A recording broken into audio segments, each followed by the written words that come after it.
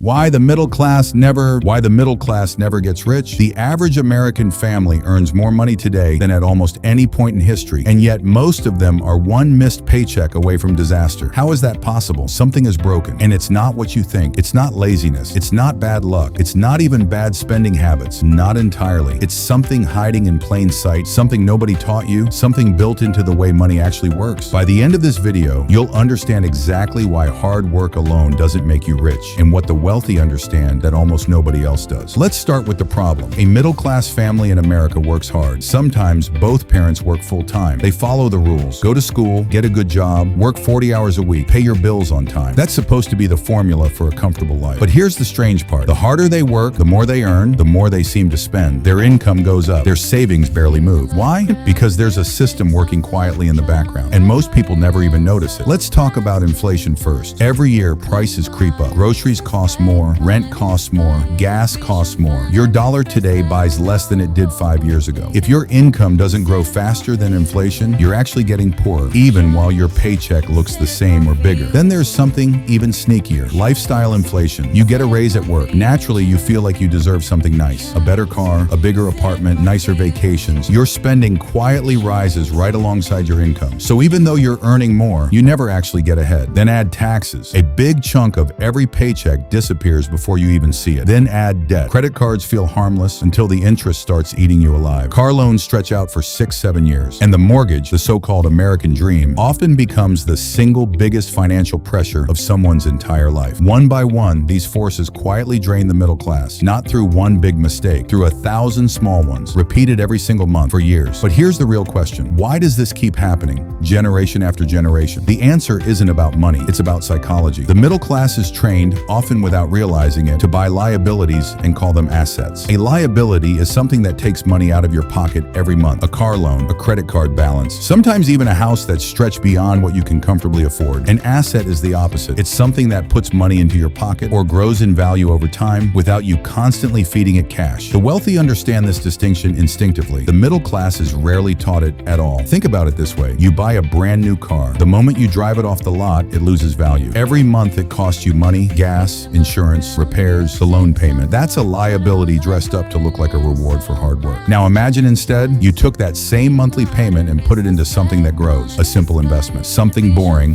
but powerful. This is where the real difference begins. Wealthy families don't necessarily earn dramatically more than middle-class families. Sometimes the gap in income is smaller than you'd expect. The real difference is what they do with the money once they have it. They build what we can call a money machine. It's not complicated, it's actually shockingly simple. You take a portion of your income, you invest it consistently, and you let it grow, month after month, year after year. This is called compound growth. Your money earns money, then that money earns more money. At first, it feels painfully slow, almost pointless, but given enough time, it builds into something massive. Here's a simple example. Imagine two neighbors. Both earn the exact same income. One spends everything every single month: new gadgets, new clothes, eating out constantly. The other invests just a small portion of their paycheck every month into a simple, low-cost index fund, basically a basket of America's biggest companies, all in one investment. 10 years pass. The first neighbor has nothing to show for it except memories and maybe some debt. The second neighbor has built real wealth, quietly, without ever feeling like a financial genius. They just stayed consistent. That's the entire secret. Not genius, not luck, consistency.